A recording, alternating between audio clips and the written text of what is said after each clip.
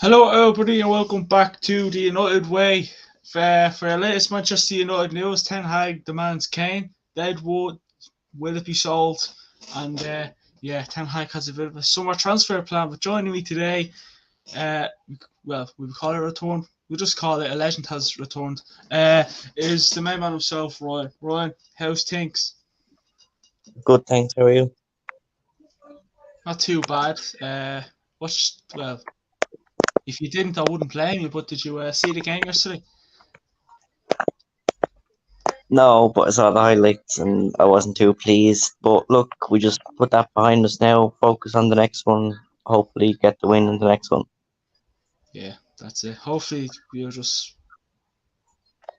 We didn't deserve the win, though. I have to say, we didn't deserve it out of that game. To be fair.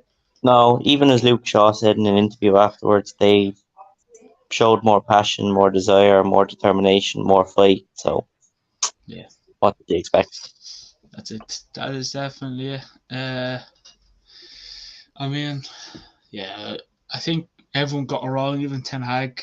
To be fair, like I love Ten Hag, I really do. I'll always back him, but just one of those games. And our away form against the top nine, top six. It was some Sky Sports saw some stat yesterday, and we haven't won. Like Liverpool beat us away, Newcastle, Man City. Uh, we drew against Chelsea. Basically, our away form against the top teams are not isn't good. I'm trying to think of anything else. And Aston Villa beat us, and then it's Newcastle, and then there's a lot more. Uh, but what do you reckon? Like, is there something to be worried about, or do you reckon Ten Hag he'll get a response on Wednesday against Brentford, who did slap us 4-0 by the way at the start of the season? Yeah, I think Newcastle was just a bit of an off day for us, and Newcastle were just a better team. And I think Ten Hag will get a response out with the players, and there'll be a better atmosphere, better team on Wednesday against Brentford. Yeah. Without Casemiro though, like we're Yeah, not no, we're really kind all. of lost without him. Yeah, yeah. He's a big chub. He's a big Like you said, loss. yeah, yeah. Like we like it just goes to show though, if we didn't sign Casemiro, where would we be this season without Casemiro? I don't even want to imagine where, to be honest. But Probably along the lines of Chelsea. oh, for fuck's sake, that's just bad. That's just so bad. But I mean, as of now, we're still fourth place. I'm not sure what the score is in the other game between Everton and Spurs. Hopefully, Everton will beat them. Well, I wouldn't be surprised if Everton beat Spurs. So it'd be such a Spursy thing to do, wouldn't it?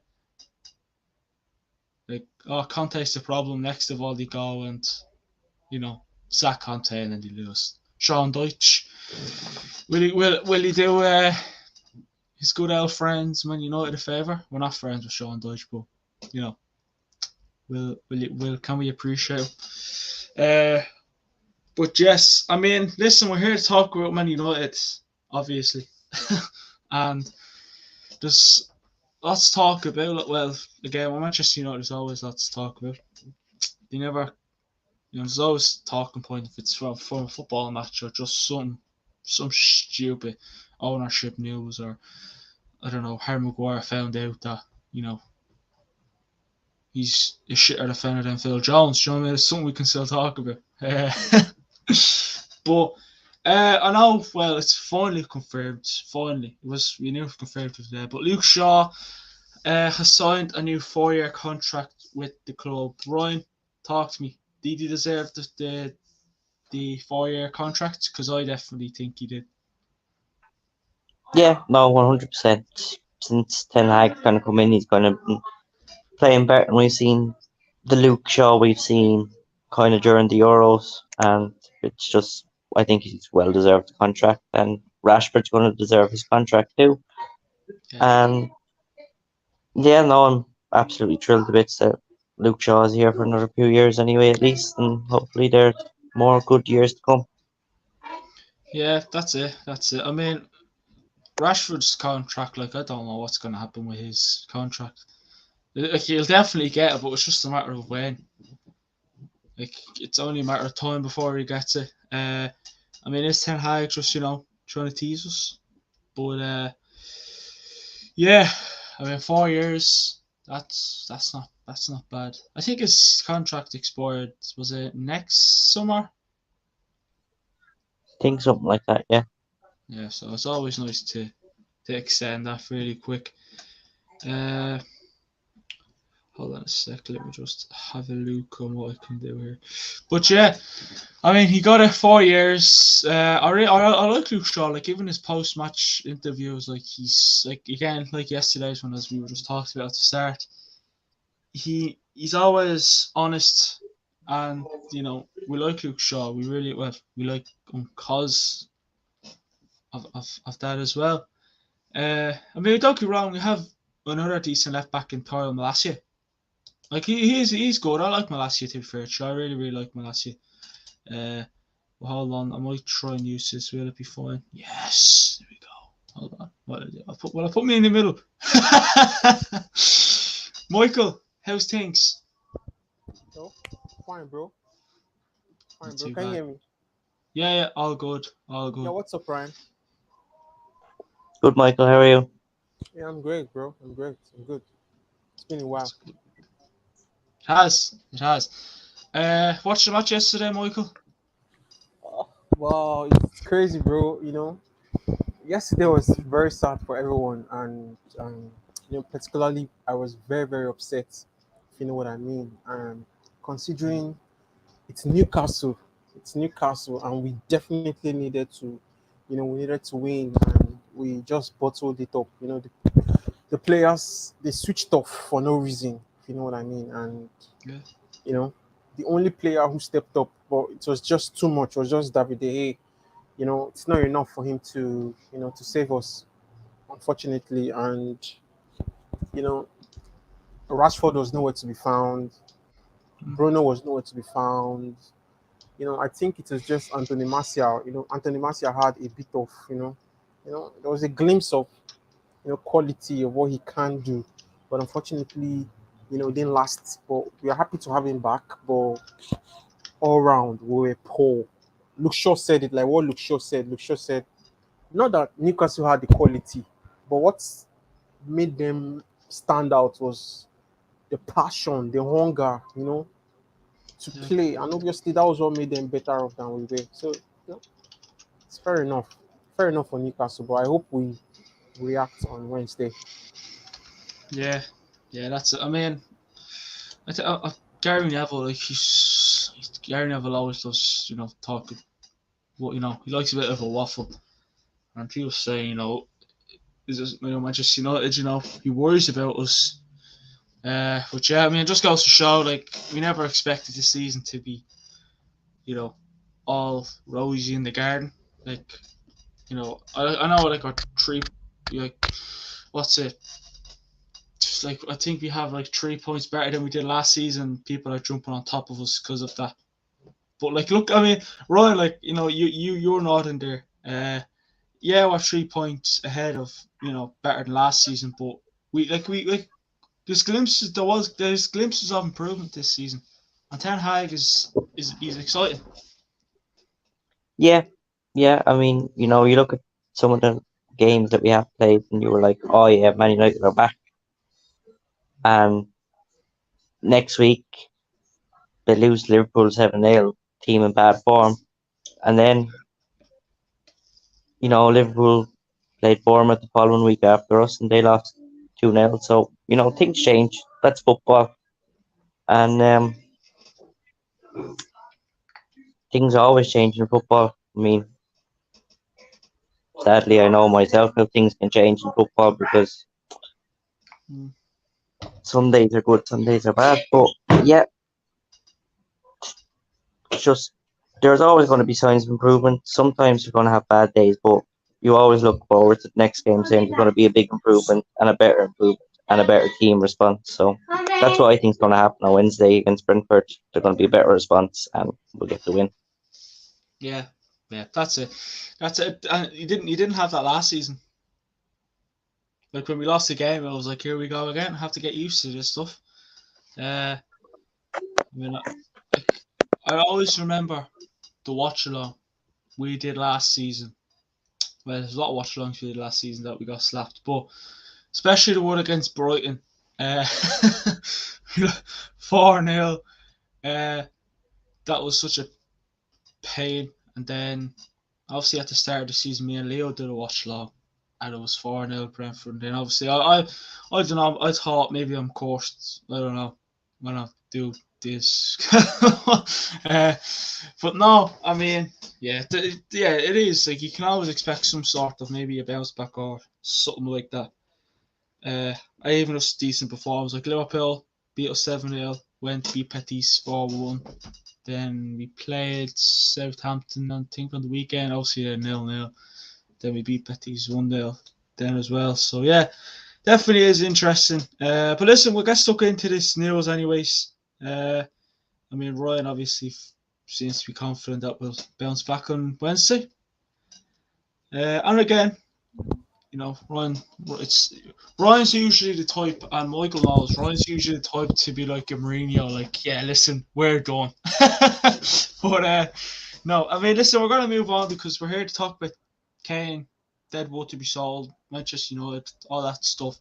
But we'll start off with the Athletic. They came out and said this earlier on today. They said Eric Ten Hag is sold on Harry Kane as his first choice centre forward target this summer, but there are major doubts Daniel Levy will sanction a sale. Man United assessing viability, and there are other options too. I mean, Michael, what's your take on Harry Kane? Like, what do you think of him? Well, for me, I wouldn't lie to you guys. I've always rated Harry Kane, but the thing is, most people are concerned about his age. He's 20. He's going to be 30. Very soon. He's 29 now. But you look at the quality of Harry Kane. Trust me, Harry Kane is a good player. Of course, he's a proven goal scorer. Both for the national team and for his club, Tottenham Hotspur. But the thing here is, considering the Manchester United project and considering what Eric Ten Hag is trying to do, we try to look at two things. Obviously, how long can Harry Kane, last in terms of his performance because of his age. Of course, age is just a number. We've seen players like Ibrahimovic, Cristiano Ronaldo, Luka Modric. We've had some couple of players define the odds, if you know what I mean. But the perfect profile. Personally, I think Harry Kane can actually,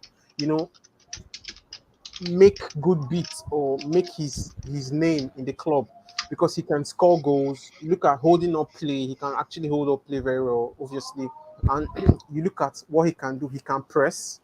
At his age, he can press, link up play. He can track back to support his teammates. He can score goals, he can assist. That is Harry Kane. But most people are definitely concerned about his age. But I'll tell you guys, age is not necessarily the problem because you look at the likes of most world-class forwards right now. Harry Kane has to be in the top 10. He has to be in the top 10. You understand? But having him at Manchester United, I will not have a problem with that. I will not have a problem with that because his style of play is similar to what Eric Ten Hag does, and it's kind of similar to what Weghorst does. It's just that Weghorst is not scoring the goals. His finishing is poor. Weghorst tracks back. He links up play. He tries to support his teammates in defense. Sorry, in the midfield, in the middle of the park, if you know what I mean. But same as Harry Kane does. But the difference is just Weghorst not finding the back of the net. But Kane does because he has the quality. He has the real quality. So I think personally, that is what Eric Ten Hag wants. But let's see if it's going to be Kane or it's going to be a much younger forward because we are actually looking at, of course, we're looking at the future. Somebody who can stay in the club for like maybe 5 years to 10 years. It depends. Yeah. But Harry Kane may just be able to have like 3 or 5 years. Manchester United. Yeah. I agree. I definitely agree. Huddersfield Town Fan TV says, "Hey, big up. Thanks for joining." He also says, "Yes, Toby. Toby Mikel." And yeah, so nice to have you here. Uh, Huddersfield Town Fan TV. But yeah, Ryan, what's your take on Harry Kane? I mean, Michael, kind of made a few decent points there. Michael kind of made a few decent points there. What's your take on him? Look, we all know that Harry Kane's proven in the Premier League, scoring goals for fun some days, some seasons he is, and some games he goes missing for a bit, but he always bounces back with a goal or two. And as Michael said, he's kind of pushing out near 30, he's 29 already, and I think a much younger striker like Men would fit in better. Now, I know Kane is proven in the Premier League, and people will probably prefer him, Yeah, but personally, I don't think Kane is passive because he's still going to bag goals. But yeah, I think a younger player that's faster, like Victor Osimhen, is going to suit United better because Ten Hag wants to play fast attacking football. And yeah, don't get me wrong, Harry Kane track back, as Michael said, like big horse. But I just think Osimhen would be a better fit. But if Ten Hag wants Kane, I'm pretty sure he can get played the way he wants to and score goals. yeah. I mean, that's kind of the big talk. I think that's kind of the debate everyone's having, isn't it? Like Kane or Osimhen, and people are split. It's not one sided. Like it's not everyone wants Kane. It's Osimhen, or you know, some people throw in younger players like Evan Ferguson and that Danish guy who plays for Atalanta. I literally forget his name. Uh, hold on. Hodgland. What's that one? Say that one Hodgland. again. It's that, yeah, Hodgland. him. Yeah, him. Sesko, to throw him in as well. So there are other options there. I mean, to be fair to you, if I was gonna bring in like Hudgerland, I think Michael said, or Evan Ferguson, I'd want to see Kane or Osimhen come in as well Yeah. because they're not gonna you know help you in a big game. So, but they are two good players to be fair. I mean, Ryan, we're Irish. It might be a bit of Irish boys in there when someone says, do you want Hudgerland or Evan Ferguson? But two good players, and again, Ferguson plays in the Prem, so you know it's gonna be interesting. Uh, just read out another comment there. Huddersfield Town Fan TV says, Ozim who will take time to settle in my opinion, whereas Kane will be ready to go straight away. Yeah. Yeah, I mean, That's what I think yeah, too. That's what I think too. Because Osimhen, no, no, don't get me wrong, or people should not misunderstand. Osimhen is a great player, absolutely talented, sensational. But the problem could be like what Huddersfield Town TV said. You know, he could have issues with settling in the league. We've seen something similar with what's his name? Darwin Nunes in mm, Liverpool, coupled with some other players like that. I'm sure we know one or two players, settling in into the league, Premier League might be a problem. And we've gotten too far. Like Manchester United we've been short of a quality striker for a very long time, for us to take risks. You understand? In terms of gambling, of course, we know it's high risk, high reward, actually, but in terms of gambling and taking the risk or taking chances to see probably he's going to settle in, don't get me wrong, Osimhen is good, but we need to set the ground rolling or we need to set the ball rolling because we need Kane, somebody who is established, somebody like an Erling Haaland. You know what I mean? mm, Man City knows or they knew how quality he is. They know how he has set the record straight. His quality. We need somebody who is proven, somebody who we can't just think and say maybe he needs time to adapt. No, Manchester United need a quality striker. Since when Rooney, or sorry, since Robin van Persie, I don't think we've had any statement striker, somebody who makes his mark. And trust me, Harry Kane will make that striker. Coupled with, if we have, like you said, Ivan Ferguson or maybe Hodgland, the guy from Atlanta, trust me, these are quality players who can make up a good backup as a striker. So we cannot gamble with players like that. And Osimhen, I think he's kind of injury prone. If you check the records, I think Osimhen gets injured, compared to the choices, compared to the choices that are in the market right now for us to get, if you know what I mean. So trust me, we wouldn't want to gamble. And Harry Kane hardly gets injured, in my opinion. I don't think Harry Kane he's that injury prone. So trust me, having a ball carrier, in Manchester United, playing a progressive football, you have somebody like Bruno Fernandes. Probably, of course, we're going to have a player like the Frankie De Jong profile, somebody who can progress the ball far off the Yeah. pitch, locates. Trust me, it's going to be a piece of cake for Harry Kane because, he plays similar in England and in Tottenham, so having a forward who you don't just sit back, you don't just sit and wait for the ball. Of course, you have to track back, work for the ball, create for, attacking chances or opportunities for yourself and your teammates. And then I think Harry Kane has done so much for us to, of course, give him that nod. But I can understand why most of us are not wanting Harry Kane. Osimhen is great. He's great. But we've gone so far without, you know, winning the league or without becoming genuine title contenders. You know what I mean? So Harry Kane will take us straight, just like the Robin van Persie. Yeah, I think Osimhen is injured actually. I think he's out for like Yeah, 4 weeks or something. And yeah. I think Napoli lost like 4-0 on the weekend to Paul, AC Milan. yeah, So yes. he's probably a big miss. But this sets up for a great show because Ryan wants Osimhen. Michael wants Kane. So you know, lads, we're up for a big debate. We're up for it, but it's gonna be exciting. But I mean, I agree with what you two lads are saying, and I agree with what Huddersfield Town fan TV Who do you says. choose? Who will you choose? You Then see who's what your, you see. I want to sit on the fence. Now I can't. Now you asked me the question. Now I have to answer. Hold on, let me move that there. Oh God. I mean, thing is, like, I have reasons for both. I'm not trying to beat around the bush here because I know that's what you think. Kane is Premier League proven, and he wouldn't be like a long-term player. Like you might get him yeah, for what, 3, 4, 5 years. Osimhen, he's like 24, 25. He's young. He's more long-term, and again, he's. I mean, no disrespect to Wakehorse, but Kane and Osimhen are 10 times better than Wakehorse, right?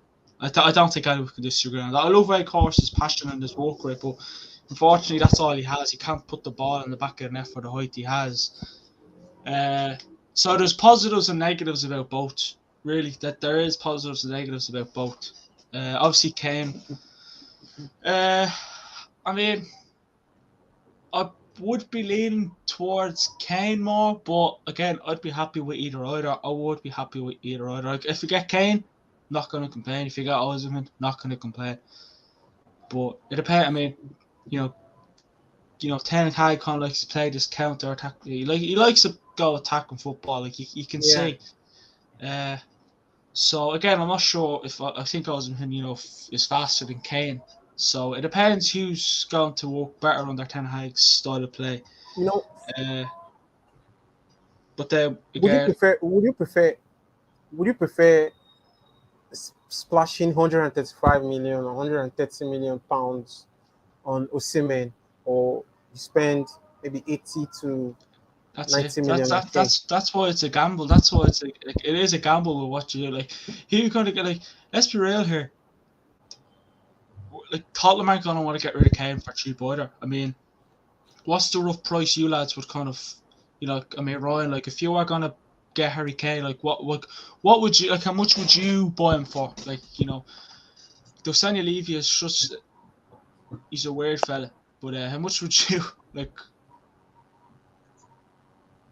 Personally, I think I would spend.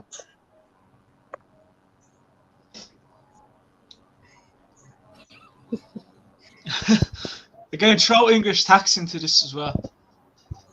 Oh yeah, Trust hold me, on, lads. let's not part right. Yeah, because Um, you look at Sancho and Harry Maguire, let's like we spent a lot on them. yeah, I reckon if United were to go in for Harry Kane, I reckon Spurs would be looking for the bones of 110 million.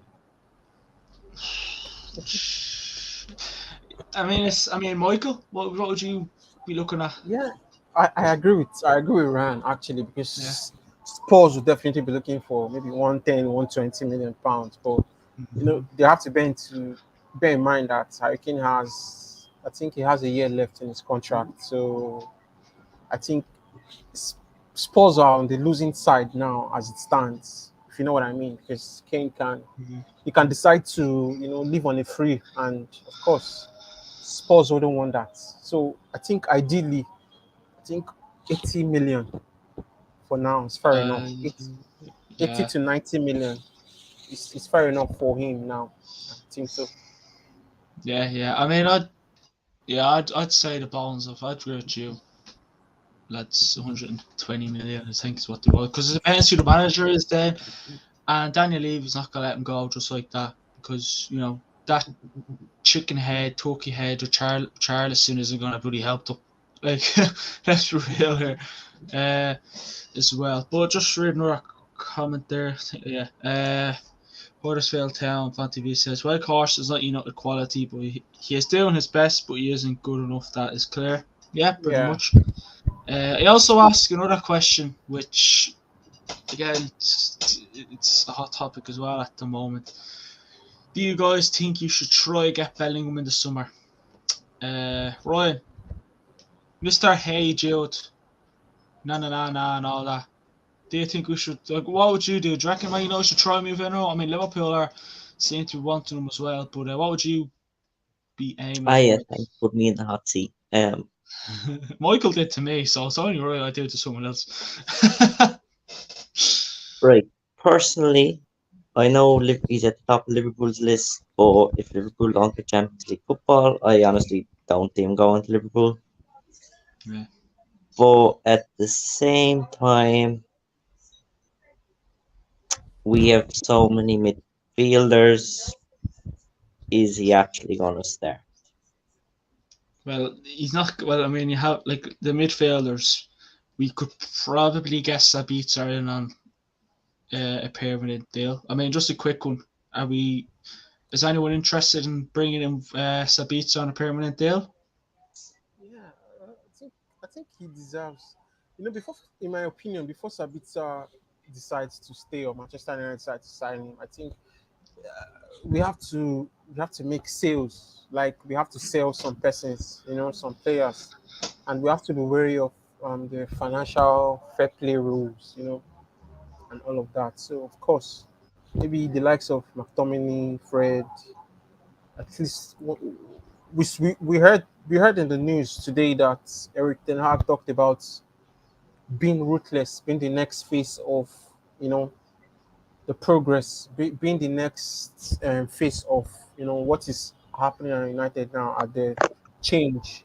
So my opinion is, I think if we are being ruthless, maybe we might let Fred go and maybe McTominay. Then of course we can accommodate the likes of Sabitzer and maybe Jude Bellingham. But I don't think we'll be made to pay maybe 150 million pounds on Bellingham, because I think that's what Borussia Dortmund might request for, which I don't think Manchester United will be made to pay, outrageous amounts. I don't think so. I don't think we'll be made to pay that. We might go for cheaper options or alternatives, and let's see how it goes. Because Barcelona right now, we know Barcelona is facing some kind of charges and sanctions, and they really need to raise funds. So I think, they might let some players go. Of course, we've seen, is it Gavi or is he Ansu Fati that Yeah, has not been? yeah. Number two, just Yeah, got Gavi and yeah. it was Gavi, right? I think Gavi. Yeah, yeah, Yeah, of course. So he has been, demoted to the he has been demoted away from the first team, if you know what I mean, because of yeah. the difficulties in Barcelona in terms of money generation and some other sanctions that are levied against them. So you can imagine. So and to raise funds, of course, we've seen But we've heard that Barcelona definitely needs to make some kind of player sales. Obviously, to get more money and to clear some kind of debt. So I think some profile players might leave this summer, and that could be a perfect opportunity for us to get Frankie de Jong, because as far as Ten Hag is concerned, I think in terms of midfield, I think that's his number one target before we can start talking of Bellingham. Of course, I like Bellingham, but I'm beginning to think, the way the media carries these English players, they're kind of overrated in my opinion. I love Sancho as well, but of course we can see what is happening to Sancho at the moment. He's still not, he hasn't gotten his pack. So we wouldn't want to spend crazily on Bellingham, if you know what I mean. And of course, with the probability of maybe he flops or he doesn't flop. But trust me, I think if Manchester United sees a cheaper option in the market, or a like for like player like Frankie de Jong or maybe Jude Bellingham, I think we might actually go for either of those players rather than spending 100 and maybe 120 or 50 million on a player. And one other thing, there was also a report in terms of I think the Bank of America reporting that we only have about 300 million at least or at most Yeah. to spend this summer. That's to tell you the excess of our debt that we've incurred, and obviously we need to sell players. Things aren't going well right now in the club in terms of finance, if you know what I mean. You check, um, debt has risen, of course, wages are on a high, I think 107% as reported by the Athletic today. So you can imagine a lot of things that are happening. So to make these things work, I think we need to sell players. We need to sell players before thinking whether Sabitzer will stay or Bellingham stays. But for me, I think my preferred choice is Frankie de Jong.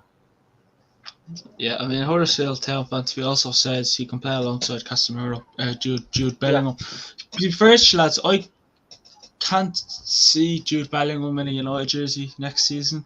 I just can't, like, the way you could imagine like certain players in a United kit. Like, I just cannot imagine Jude Bellingham as a Manchester United player. I feel Liverpool are probably going to go big on him because, don't get me wrong, Liverpool have their attacking options. that's if Will they they make get? champions. That's if they make That's Champions League. that's the No problem. Ryan That's the says. problem. That's the problem. Like, I hope they don't make Champions League. I hope they don't make Europa League or Conference League. I mean, yeah, Jude Bellingham. I mean, Ryan, I probably spoke shit about this one already, but would you go in for Jude? Like, would you bring him in? I mean, Michael's, No, kind of give his. Okay. no, Fair no, enough. just plain out now. Yeah, me too. Um, No, I don't. I just look him going to Liverpool. All depends on if Liverpool get Champions League or not. But Yeah, like you said, I don't see him in United. I don't see him in the United kit. no, So definitely not. no, I think if a cheaper option pops up, probably end up going for that one. But I don't see Bellingham at Old Trafford. Yeah, it's definitely. It seems to be a tough one about Jude. I think it's Jude. I think the only thing, like again, I don't want. I don't. Not that I don't want. I just cannot see us getting Jude Bellingham. I just can't, lad. Like as I said, I can't imagine him in United. And again, as you said, Michael, you know, you're not going to get him for cheap either. Like, they're going to want them big bucks for Yeah, Jude Bellingham. So they got big bucks for Haaland, so they'll want more for Jude because he's probably their best player. Good midfield. I know you have Royce and that, but he's not the player he used to be. But again, I feel like we'll probably move back to midfield. But just another one from the Athletic. They said Man United are assessing various options are centre forward to Harry Kane, and checks have been made on Victor Osimhen, Carlo Ramos, and Evan Ferguson. Uh, Manchester United's priority position is centre forward this summer. They also want a midfielder in the style of a number 8. Should those two positions be sorted, a new right back is next on the list. The number 8, which I mean to give. I mean Bruno's probably played every single game this season for us. I can't think of a game where he hasn't. Maybe probably the one game where he got suspended, where we played Villa when we lost 3-1. Uh, Ryan, like, what would you be? Would you be, like Ten Hag, be interested in looking at a number 8? Especially to have a bit of rotation. Bruno, then whoever maybe comes in. I know you have Sabitzer, you can play Calm and Ericsson and Fred if you want, but I wouldn't be throwing Fred there. What would you be doing? Like, would they be, two of your kind of positions you'd look at? Um, Definitely bring in a number 8 as a backup because, geez, poor Bruno must be fucking wrecked from all the work he's been doing. But um, yeah, no, I think a backup to kind of like play in, cup games, kind of games against teams lower down in the league would be handy because it gives Bruno a rest and lets him focus on the big games. But I think we definitely need a backup number 8. 1,000% we need a striker. Don't get a striker, Yeah, probably we end up have to trying get for 2 weeks. would you have a number 8 in mind at the moment? Like, I know there's Mount, Kudus, you know, can't think of anyone else who could be a realistic option.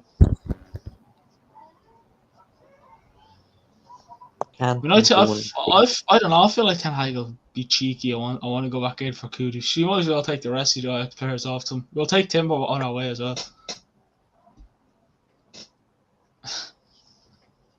I know it's tough because, like, it depends what number 8 you bring in. Like, do you bring in a rope? Like if you bring in Kudus, you really want game time. Same at Mason Mount. I mean, I can't even see us getting Mason Mount, to be brutally honest with you. Um, I mean, Michael, like, what would you be like? Would you be also be interested in looking at number 8 in the summer? Yeah, I think so. I think so actually because one, you have to look at Bruno Fernandez actually, and I think Yeah, he needs a rest. He needs a rest, and I think he needs probably a competition. Don't get me wrong, Bruno yes, is a very, very, very, very, very good player. Of course, he has stepped up whenever we need him. But I think we need a cover. Though though we have Ericsson, of course. Ericsson can play as number 8. But I think we definitely need more midfielders, if you know what I mean, maybe like one or two. Because if you check the priority of what Manchester United needs, you will see there's a midfielder, there's a striker, and of course, maybe a right back and maybe a defender. But even though Christian Eriksen can actually play it, we will definitely need somebody. See, a midfielder who is a ball carrier, somebody whose vision is legit, like is spot on. We need somebody like a Frankie De Jong's profile, if you know what I mean. So he wouldn't be bad actually. So Bruno needs a legit backup because you look at Man City, for instance.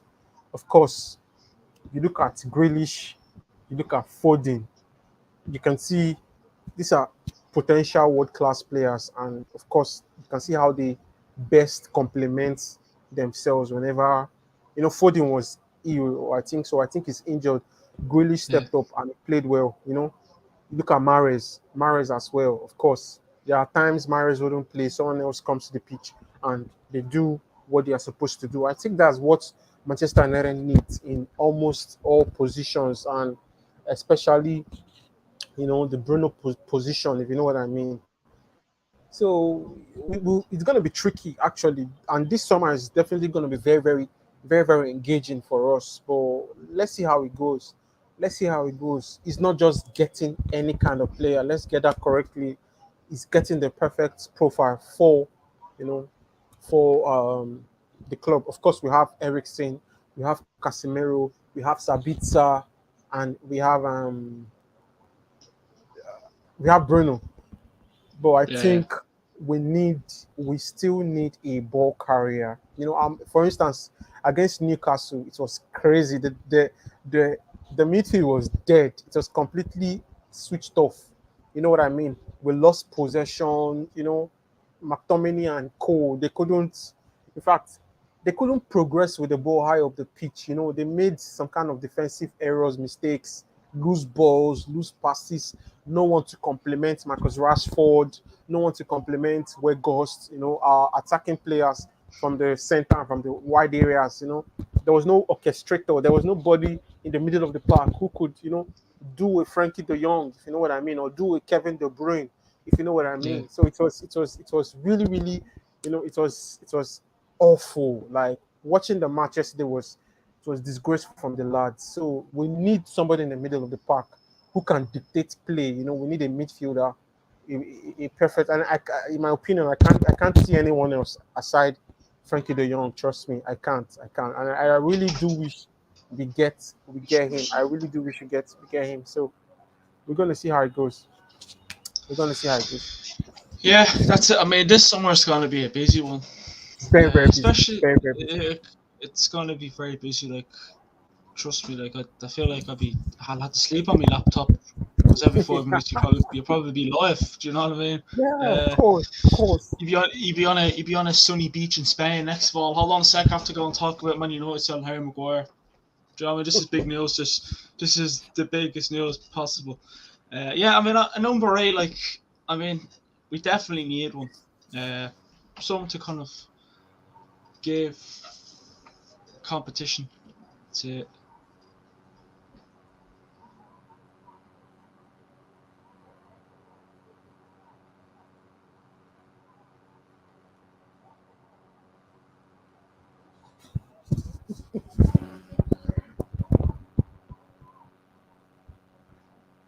Seriously, what is it with people coming in trying to? I'm trying to be serious here. I'm trying to. But yes, as I was saying, I forget what I was saying now. What was I saying? Can you remember what I was saying? I was saying I was Number on. 8. You said you were talking about number 8. Yeah, someone to kind of push Bruno. John, with a bit of competition in there. Like, you look at the right back position. Yeah, Bruno. Delo can push Wan-Bissaka. Delo can push Wan-Bissaka. Wan-Bissaka can push Delo. The defence, not much pushing there, to be fair. Left back, again, I know Luke Shaw's doing fairly well, but Ten Hag wouldn't be too shy to throw Malacia, so there's competition there. The midfield, Casemiro cements his position, so the other central midfield role, there's other competition there. Striker, no competition. Left wing, I know we have Sancho. Garnacho is decent, but he's with the form Rashford's in. Is he going to kind of push? I don't think you have to push Rashford anymore because his form's been brilliant. Right wing, it's a bit all over the place, but I'm sure it'll be solid fairly soon, hopefully. Then, yeah, that number 8 position, like when you're predicting a team, like it's pretty much simple as like. So, and then Bruno needs that rest. Like, as I said, he's probably played every game so far this season, and I'm sure, like, I mean, hopefully it doesn't, run out or be burnt out, but it would be nice. I'd be more than happy to see Bruno get a rest, but with the games coming up, you cannot drop him because he's literally a captain. Like, I know not Casemiro, Maguire's meant to be the club captain, but we all know Bruno's the real captain. Like, you know what I mean? So. Yeah, and then obviously the right back position is also on the list, but I'll talk about that probably further down the line because there's actually another bit of news about that. Erik ten Hag wants Man United to be more ruthless with a squad clear out as part of the next phase of the rebuild. They are planning for more outgoings and incomings ahead of next season. Harry Maguire, Eric Boyd, Brandon Williams, Alex Telles, and Anthony Martial will all be made available for transfer this summer. What do you reckon, Ryan? Is this a good thing? Especially with the players who are named out there, who are made available, to buy onto the transfer list. Do you think it's best we go for a full-on clear? Yeah, it's about time. I mean, jeez. Um, We've only been probably waiting. We've only been waiting post Fergie.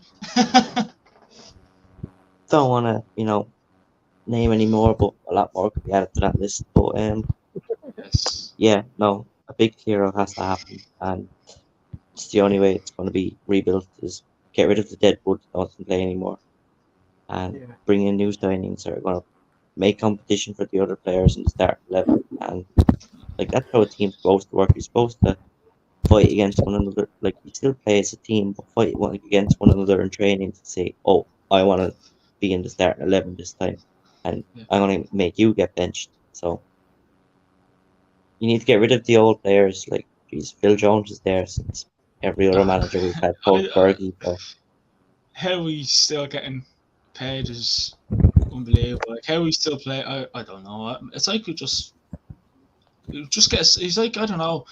We should just fuck it. Let's make a statue for Phil Jones. Take down the Fergie one and put a Phil Jones statue, lads. I think it's best. He's a club legend. Do you know what I mean? He's won more Premier Leagues than Van Dijk and all that. Anyways, but yeah. I mean, you were saying, Ryan, before I decided to talk about our legend Phil Jones. yeah, no, like just get rid of all the. I wouldn't say they're crap, but get rid of the Deadwood and bring in new players, more exciting players. I think Ralph Rangnick said it, actually. He says this, you need to probably sell, 10 or 11 players, bring in 10 or 11 players. Like, basically, you've said this squad needs a clearer, like, from, you know, start from scratch. Start with the players you want to start. Again, I don't think we're going to get rid of 15 players in this summer, bring in 10, 11, 12 players. Maybe if I could carry owners, but unfortunately we don't. Or even new owners who are decent enough, because the Glazers, if they're here, you know, 300 million limit, you know, is it enough for a clear out? Like, if we need to bring in a striker and then maybe a midfielder, you know, obviously striker's kind of our main position at the moment. Uh, it's definitely going to be interesting. And again, if you can get rid of Maguire, Boy, Williams, Tellez, Martial, I mean, I'm going to throw Tomley in there as well, to be fair. I'm sure you get a bit of money for Phil Jones, Dean Henderson. If we keep them or not, you are getting a bit of money there, so you can maybe add that into the 300 mil if you're allowed to. But Michael, what do you reckon? Do you reckon it's about time we're finally going to do this squad clear out?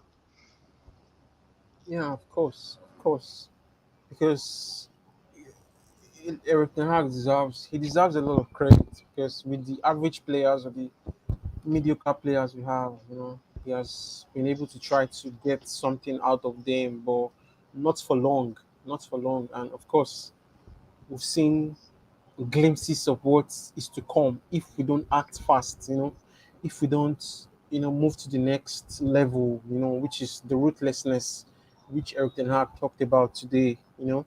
So I also reckon, we have, massive, massive sale of players this summer, of course. But the big question right now is, will we be able to get, will these players be able to attract other clubs in terms of probably the transfer fees, that they will have, considering their wages as well, you know. But regardless, I think complete sale is necessary because we need to raise funds to buy some players. We need to raise funds. Of course, we mentioned Harry Kane, we mentioned Frankie De Jong, and maybe Jude Bellingham and some other kind of players. Frimpong, we really need to sell players, a lot of players to get money. And the few players that was kind of mentioned, of course, I think their time is due. You know, the time is due, and they need to leave the club as soon as possible because the Premier League is becoming more and more. It's becoming more and more difficult as the season goes by. We can see clubs. We can see what clubs are doing right now. We've seen Newcastle's emergence. Of course, we're seeing what Brentford is doing right now. We're seeing what, um, um, what's this club they played with in the weekend? Brighton. Yeah, Brighton, of course. Yes, we'll see what Brighton are doing right now. So there are some clubs right now who, you know, they've stepped up, and if you slack or if you don't act fast, they'll leave you behind. And of course, and I think Eric Ten Hag has realized that. So it won't be a surprise seeing these players leave the club permanently, because like I said, and like it's normal, it's logical for us to know that we need to sell players first to get more money to add to the transfer fee that will be given onto us, when that time comes. So, for me, I think of all the players mentioned, I think Anthony Martial might still have a point to prove. A lot of things can change between now and the end of the season.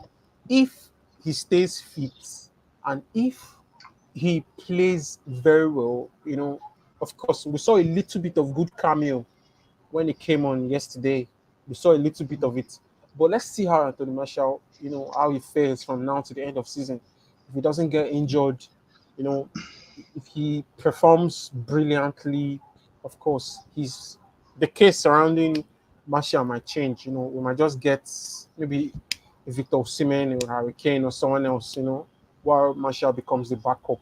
But it's still a long season, we still have 10 games, or we have more than that.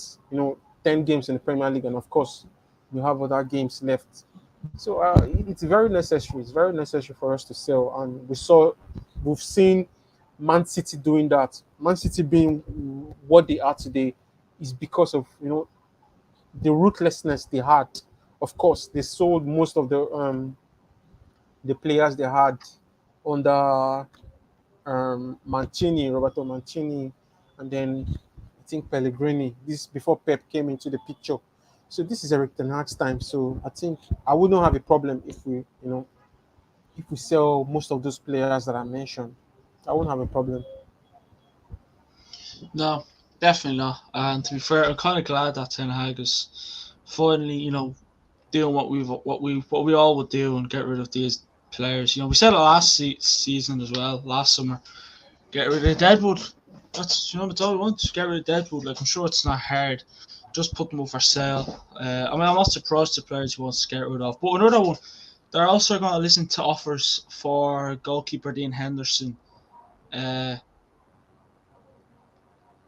Ryan, would you be willing to sell Dean Henderson? I mean, I personally, he had that. I would after the interview. Like, I remember when he went to Nottingham Forest, and then he had like the interview with them after, basically talking shit about the club. I mean, I think he's kind of, made it clear. But what would you do? Would you get rid of him? Personally, I think his time is up at United. Yeah. And that we should get rid of, because the way De Gea is playing, he's not going to get it over there. He kept us in the game yesterday, boys. Could have been more than two. Yeah, one or two, exactly. Probably going to end up getting another backup goalkeeper if we do sell him. So, personally, I think his time is done, and sell him while we can. Yeah, I agree. I'd sell him. I mean, how much would you get from about 20, 30 mil, 15, 20 mil? I don't think you'd get a lot. I think he's injured at the moment as well, so Yeah. he always seems to be injured. I mean, also, Ryan, I was meant to ask you, did I ask you about your thoughts on Ten Hag finally get rid of the Deadwood? Did I? Yeah, see, my head's melted. Michael, Dean Henderson, what would you do with him? Would you also get rid of him? Yeah, of course. You've said it all. After that interview he made, earlier in the season, I think he has made it clear. He has made his intention known that he wants to leave. So selling him wouldn't be a problem. So I'll sell him. Yeah, definitely. Huddersfield Town Fan TV says, I hope you bounce back on Wednesday. Hopefully we do. Fingers crossed. Absolutely. Fingers crossed. Hopefully. We should, but Brentford, they are a decent team as well, so it's not going to be easy. And Ten Hag, just a quick one. Ten Hag is becoming increasingly impatient with Jadon Sancho. Could we see a let's set. Well, let me try to find the word. Could we see? Well, can we? Would you sell Jaden Sancho, Michael? Well, trust me, Sancho is real quality. It's just finding that spark. This is the Premier League, so I think Ten Hag or every other person should understand probably what is happening to him right now. It's just a dip in form. It's just a dip in form. He'll be back, but I think that's what you just read right now. I think some people might take it out of context, if you know what I mean. And I uh, think you said being Samuel Luckhurst. yeah, of course. Like when I mean out of context, of course, increasingly impatient because considering his performance and considering the amount of money Manchester United used or in getting into the club. So it's kind of frustrating knowing he's a high profile player and when you get back, for instance, Ten Hag gets during his quiet time, he watches Sancho, his performances at Dortmund. He sees world class performances and he expects to see that kind of performances at Manchester United. Unfortunately, Sancho is not doing that. But I think that he might be given a season or two, a season or two before the final decision on his future um, comes because we have Ahmad Diallo is doing well, obviously, at Sunderland. So the heat is on. There's Anthony, there's Ahmad, there's Pelistri, there's Anthony Langa, So there's a lot of competition. So it's high time Jadon Sancho, he steps up. And like I said, I love him. I said it before, and I appreciate the kind of player he is. So it's just a bit of time and no pressure. So I still believe Ten Hag is very good at developing players. We've seen what he has done with Rashford. So I think Sancho's time will come definitely. But I think if it continues this way, I think Sancho might just have just next season or maybe at most 2 seasons to show what he can do, or we cash out. We cash out on him. So that's what I think. Yeah, definitely. It's gonna be interesting to see what I do with Jadon Sancho. Yeah. I mean, Ryan, would you give him another season to see if he can maybe turn it around? Yeah, I mean, no, Premier League is a totally different ball game. Yeah. It's one of the best leagues in the world. And Haaland is the exception, but he's just not human. But look, Sancho just needs time. Yeah, he has sparks here and there, but as Michael said, I give him another season and see if things change. And if things don't change, then sell him on. But let's face it, we're not going to get the 120 million we paid for Murray. Yeah. So No, look, unfortunately, no. if he's still playing not the greatest, I would personally sell him on while we can still get decent enough money for him. Yeah, yeah. I think Ten Hag wouldn't be afraid to sell him. But yeah, I'd give him another season. See how he does. Because look at Rashford last season. You Not know, everyone was a something else I'm thinking about Sancho. Sorry about that. Is it's no not fun. just Sancho, but you look at Anthony, you look at most of our attacking players. I think it's said the best form of um, defense is your attack. Is attack. The best form of defense is attack. So I Yeah, think we don't have our midfield. Is supposed to it's supposed to progress play. Our midfield is supposed to decide games for us. How do I mean? When you have real quality, you have world class or you have really talented players who can play from the middle of the park. Support your wide players, support your strikers. You know, I believe we will definitely see the best of a player like Sancho and a player like maybe Marcus Rashford and of course maybe Weghorst, for instance. Because you look at Sancho at Dortmund, of course, I think Hakimi was a right back at when he was at Borussia Dortmund as of then. You look at the midfield. Of course, they had some kind of players that complement Sancho, but Manchester United, and that is why Anthony is kind of, is kind of having, a kind of off and on moments whenever he's on the pitch, because we really don't have that kind of player profile who, is consistent in terms of performance level. We don't have that kind of player at the club. So imagine having these kind of players. Trust me, we're going to see Sancho flourish. We're going to see Anthony flourish. We're going to see, in fact, Rashford becomes deadlier than ever. Same as Weghorst or whoever our striker will be, in the summer. You look at the Man City team, you see Kevin De Bruyne, you see Gundogan, you see Bernardo Silva, you see Rodri.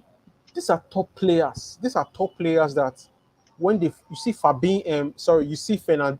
Sorry, what am I saying? There's Rodri. There's just look at that midfield. Trust me, it's crazy because De Bruyne can locate. He can locate Mahrez. He can locate, of course, Man City this weekend against Liverpool. De Bruyne, Mahrez, they kind of complemented themselves. Of course, obviously, when you have quality players, you will see the best of of your wingers, of your strikers. But hopefully, we get these kind of players quality in the summer, because I think that is where Manchester United fans are getting it wrong, or probably getting carried away. When you have a quality right back, maybe God help us, we get Frimpong, as maybe a Dalo, maybe competition. God help us, we get him. We'll see the best. We've seen Luke Shaw and Marcus Rashford. Of course, Rashford is doing well. Luke Shaw is doing well. So we need quality. We need players who can dictate play. We need players who can progress the ball, forward to these guys. So that's what I think. That's what I think. Before we can now conclude on Jadon Sancho. Yeah, that's it. That's it. Hold on a sec. Let me just read something. We read a few more news. A bit more news. Sorry, not a few more news. Ten Hag wants a new starting striker. Harry Kane as preferred target, and a dynamic midfielder. Amid going interest of Frankie de Jong and Jude Bellingham. A new centre back may also be required, depending on the futures of Maguire and Lindelof. Yeah, probably get rid of both if you can. I think we'll keep Lindelof and sell Maguire. That's what I think will happen. Just a quick one, Ryan. De Jong or Bellingham? You can say neither if you want. I'll let you away with it. Oh, God. Probably gonna get hate for it, but none.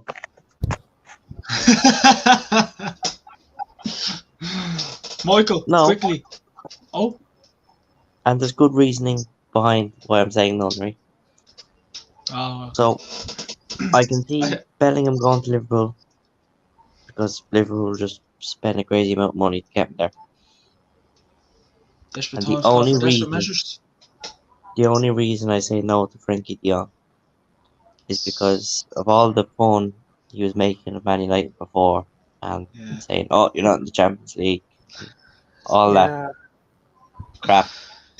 But And look, still if we you have knocked him out second in the thoughts Europa about playing League. for Man United, if you have second thoughts about playing for United, you don't deserve to play for United at all. So yeah, no thanks. Yeah, and about De Jong, like, I laugh. I always love, like, didn't want to come to us because played Europa League football. We knocked him out in the Europa League, and we beat them at Old Trafford. Like come on, like you did it to yourself, Frankie. You did it to yourself, you too. Manchester United are interested in Jamie Frimpong. There's a chance that he could leave his current club. Leverkusen have signed under a right back. Aaron Wan-Bissaka has done well in the second part of the season, but many will listen to offers in the summer should there be interest in him. It's going to be interesting if we can bring. I mean, what would you do, lads? Would you bring, just like quickly, because move on to it a bit more, and then we'll end the show there. Would you sign Frimpong? Anyone? Yeah. Oh, okay. And would you Because sell you look at Wan-Bissaka? Dalot. You look at Dalot, he's kind of like more attacking. Frimpong is attacking also, whereas Wan-Bissaka is defensive. So if you have two attacking right backs, it's going to be some decent competition there to see who gets in the starting lineup. Yeah. And yes, as you said, Dean, Wan-Bissaka has been better, kind of the second half of the season while Dallo was out and stuff. But I think if we sign Frimpong, you can say goodbye to Wan-Bissaka. Yeah, I mean, Frimpong is a good right back, to be fair. But yeah, I think if Ten Hag had to sell one of our right backs, it probably would be Wan-Bissaka. So, I mean, Michael, what would you do with what? You said yeah to Frimpong. Uh, would you sell Wan-Bissaka? Yeah, of course, of course. You know, I think Ten Hag has actually opened our eyes. In that we know Wan-Bissaka is good, obviously, but him wanting him out or wanting an attacking minded right back, what they can offer more of in terms of ball distribution. I think Wan-Bissaka is not really that kind of player who can, has a vision and can distribute the ball to the attackers, if you know what I mean. So he's good. He has good quality, defensively.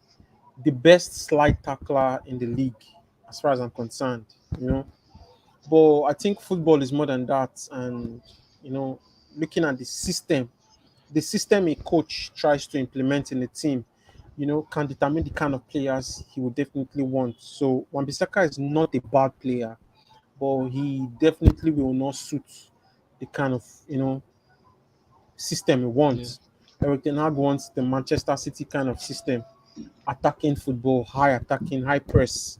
And I don't think Wan-Bissaka can. But Frimpong, obviously, I think he does tick the boxes. And if you check his stats, the statistics, I think he has scored up to, is he 8 goals, 5 assists I'll while have at a Bayern look. Leverkusen. Okay, so I'll have a look. I think he's a good player. He can actually offer a lot attacking wise, as well as defensively, because you look at Frimpong, you can actually liken him to somebody like, of course, uh, Cancelo. You look at those kind of players who they have good attacking input. What they can offer in the team. So if Frimpong is available, quite all right. I think we should just go snap him up because he's gonna be a perfect competition for Diego Dallo, if you know what I mean. So you look at, trust me, what we need or the next stage of Yeah. our progress. I think we need from our fullback or the fullbacks we have. We need them to play high up the pitch whenever whenever the opportunity presents itself. Of course, we see Luke Shaw very attacking minded. At the same time, defensively, he's good too. So that's his. But you look at Wan-Bissaka, I don't think he has that confidence, in terms of moving the ball forward, high up the pitch. But let's see how it goes. If I think we got Wan-Bissaka for 50 million pounds, I think so, from Crystal Palace. But I don't think we're gonna recoup maybe close to that. If we see 25, 30 million, well, I think it would be good business. We just have to, you know, embrace our losses and sell him and get Frimpong. Though Frimpong may not come cheap, but I think He's it's what 35. Supposedly the transfer market is worth 35 million euros. like 35 million. Okay. He's 26 appearances so far this season for uh, Leverkusen in the Bundesliga. 26, yeah, 8 goals, 5 assists. Yeah, of course I You was play left correct. back. Yeah, you can play left back, right back as well. So you can Yeah, play of course he's two versatile. positions. Yes, So, yes. yeah. So you Like can see, Malacia as well. Malacia is like left back, yeah, right back as well.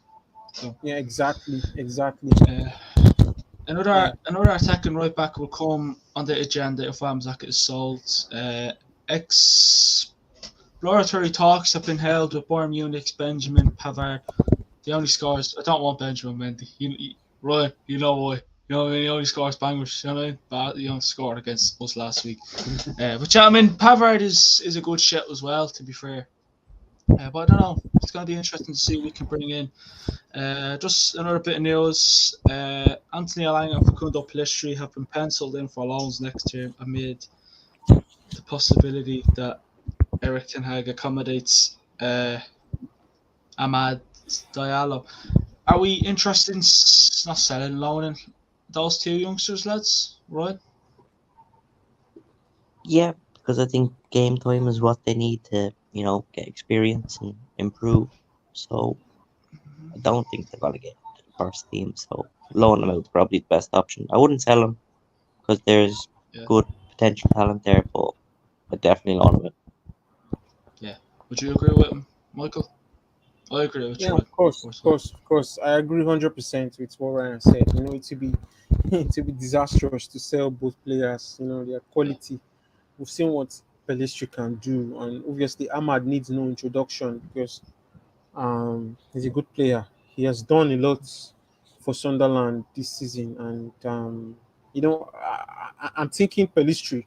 Pelistri could get a loan out, then maybe Ahmad might, he might stay. It depends. It depends on a lot of things, actually. It depends. But I think a loan move for both could be in the cards. And this time around, maybe loaning Ahmad to maybe you know a more competitive side, if you know what I mean, not the championship, probably Serie A, Bundesliga, Mm. if you know what I mean. So that's it. So I feel that could be in the cards, for Amad Diallo. Instead of playing in the second divisions of any league, he might play in the first divisions of, you know, any any league come um beginning of next season. And I think that's what's gonna happen with Pelistri too. Because Ryan is very correct. These lads need experience and not just game time. They need experience, and getting this experience, I think it's when you play in top divisions, and I think that's the next phase for Amadialo's development and for Pelistri, because Pelistri has tasted first team for Manchester United, so it won't make sense in my opinion. If he goes back to an inferior in quotes, an inferior competition or a inferior league. So I think they need to play at Yeah. the highest level to get more experience and more game time. Yeah. Just quickly, Newcastle have shown interest in McTominay. Man United have not provisionally planned for his sale as he is the youngest of the four central midfielders. I'd get rid of him, to be fair. Not gonna lie to you, lads. And then just a bit of news on the ownership before we shoot off. Man United, Ben Jacobs, Man United suitors expect to hear back from the Rangers group this week and get clarity on the next step of the process. Things are largely still on track despite the second bids of Sheikh Jassim and Shojarim Ratcliffe coming in slightly late. The quick second bid deadline after meetings at Old Trafford has allowed for an extra stage of bidding if needed, without altering the timescale significantly. The leading contenders to buy Man United will not be put off from owning the club. What else is it? Even if they fail to qualify for next season's Champions League, both Sheikh Jassim and the Ineos Group view the potential purchase of Man United as a long-term venture, uh, and would not be swayed by a short-term dip. Ryan, we'll come to you. We'll get your little thoughts on this news. Uh, obviously, they're expected to hear back from the Rain Group this week. Then the bids from Sheikh Jassim and Georgia Ratcliffe. Like, what's your thoughts on all this? Ownership news, especially what I read out there, which didn't really give me much info, but we'll go for it. To be honest with you now, right? And you know me now, right? Anybody that knows me, I'm quite an honest person about shit. Mm-hmm. I don't give a crap really who owns Man United as long as the Glazers are gone. Yeah, Yes, I always say it as well. Not obviously what you say, but whoever comes in, just as long as you do more than the Glazers, which isn't hard because you did F all since they've took over. So back the manager, improve the stadium, just do like it's not really that hard. I just don't beat Glazers 2.0 because that's the last thing we want. It really, really is. Yeah, I mean, Michael, what's your thoughts on this ownership news? I have about three more to read out, but what's your thoughts on what you've seen today and what I've read out there?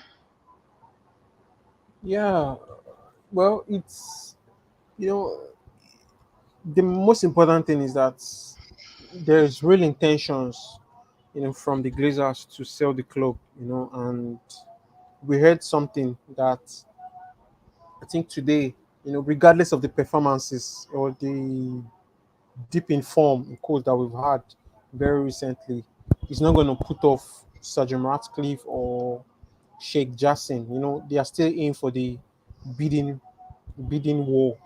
So regardless, the Glazers will have to sell because I think our debt has risen. The club debt has risen. Of A million, was course, it? yeah, I think it's close to, if not more than £800 million. Yeah. I And think now 996 million. okay, No, okay, nine yes. 996. So what are we saying? So coupled with when the financial reports came in for the, I think, the second quarter of the season, we saw we heard the news that they cannot, or they didn't take dividends out of the club. That's to tell you there's no money. There's no money. So sooner Mm. rather than later, they are definitely going to sell the club. And I agree with what Ryan said. I don't care. I don't bloody care who the new owner is going to be like. All I want is just somebody who is competent. Just want to see these lads or these lots, want to see them out of the club, for good. Because the Glazers seem to be bad luck. They seem to have a kind of, I don't know, bad luck, or like their costs. A lot of misappropriation has happened in the club, which needs to be corrected. So I still believe that they'll get the business over the line latest before the start of next season, because I feel by the start of next season we should have a new owner, you know, because we need to start planning for how the summer transfer windows will go. And we heard from the Bank of America today that regardless of whatever it is, at least £300 million will be available for transfers, you know, provided we still are within the FFP regulations and all. But let's see. The Glazers will sell. The Glazers will sell. But the two favorites now, of course, Sergeant Ratcliffe, Sheikh Jassin. But let's not forget there are other bidders, but um, they've not declared, or we don't really know who these other persons are, in person. So we shouldn't write off whoever, you know, these persons are. But well, regardless, the Glazers will sell. The Glazers will sell, and it's going to be interesting. It's going to be interesting. I think 5.5 billion was the last bid that was rejected. So we're going to see, probably it's going to be closer to what the Blazers want. But regardless, they'll sell. Yeah, that's it. That's it. And yeah, fingers crossed they're gone before the summer. I find it hard to think they will now, to be brutally honest with you. But hopefully, yeah. Just three more. This show. Hold on. Oh yeah, Simon Stone said that. Jamie Jackson also said the bidders from Man United hope to receive a response regarding their offers this week. As I said, one potential buyer fears that the Glazers might use the current banking crisis as a reason to not sell. No immediate end to the sale process is expected. Ryan's next response could range from cutting the process to a single bidder, limiting it to two bidders, or extending the time frame.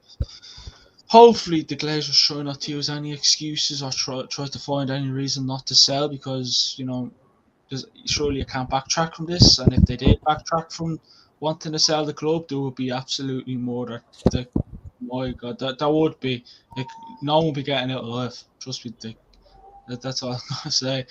But yeah, I mean, hopefully whoever comes in is 10 times better than the Glazers, which it's not hard, to be fair. And do all the right things. Back the manager, give the fans what they want. Basically improve the stadium, training, just do everything. According to Ronaldo, you know, sack the chef and bring in a new one and change the gym equipment because that's what Ronaldo said. So listen to Ronaldo. But yeah, I mean, Michael, before we go, any final thoughts? Anything else you want to say to maybe us or anyone watching? Well, they should everyone should please, every Manchester United fan, they should still remain positive and, you have to back Ten Hag. He has done a great job. Of course, losing to Newcastle doesn't mean we're out of the top four, or probably we've had, or we will have a bad season. There's still a lot of games to play for, and the top four, we are still 100% in the top four. We are joint third with Newcastle, so that doesn't mean we are out or our season is over. Of course, aside the Premier League, we still have two likable cups to win. So we should keep the positives high and let's expect a reaction on Wednesday when we play against Brentford. So just subscribe to It's the United Way, and trust me, it's a fantastic fan channel where you get top class, you get first class Manchester United content. And of course, we have a fantastic host and we have great lads too. There's Ryan, there's Tom in the background, of course, there's Leo. So, and of course, Dean Harris and Ryan, of course, and myself. So, fantastic lads. So, just keep in touch. Keep in touch. Nice, thanks. Yeah. Just the game between Tottenham and Everton. Tottenham are 1-0 up. Harry Kane scores from the penalty spot, and there's 15 minutes left. So, That means we as are I stand, fifth now. We are fifth on the table. Tottenham third, Newcastle fourth, and Manchester United fifth. But I think we have to play 2 more extra games than Spurs. They have 29 games played. We have 27. So Yeah, of course. We this, still have. I still think we're making top 4. To be honest, Absolutely. Yeah. I do. I really, really do. But Ryan, again, like I said to Michael, anything you want to say to us or anyone watching or whatever? Yeah, I changed my mind. I want Harry Kane now. Um,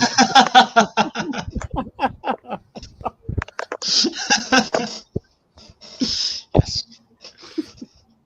but no, I think Michael just said it best. We're a great bunch of lads, and we try our best, and the only way is up. And yeah, no, just subscribe to It's the Only Way, and it's great to have all the people watching that do join these stuff and deal with my shite. But yeah, no, it's been a great stream, and can't wait for the next one. Yes. Yeah. Again, lads, nice having you on as well. A bit longer than I expected the show to be, but when there's lots to talk about and a lot of solid and good opinions, sure, why not? But yeah, we are live tomorrow for the preview for Man United Brentford game. Then obviously I'll be up for the watch along on Wednesday, and then Thursday probably have another new show depending on what's out. And then Friday then we'll have the preview for the game on Saturday, and then Saturday will be the watch along. So there's games coming thick and fast. It's a exciting week, content everywhere. But yeah, thanks for watching. Like, comment, and subscribe button. Follow all our socials, links in the description, and you can see a few on the edit there. But yeah, Ryan, Michael, lads, much appreciated for you coming on. A lot of good opinions, and yeah, I've been Dean. That's been Ryan. That's been Michael. Speak to you all in a bit. Come on, United.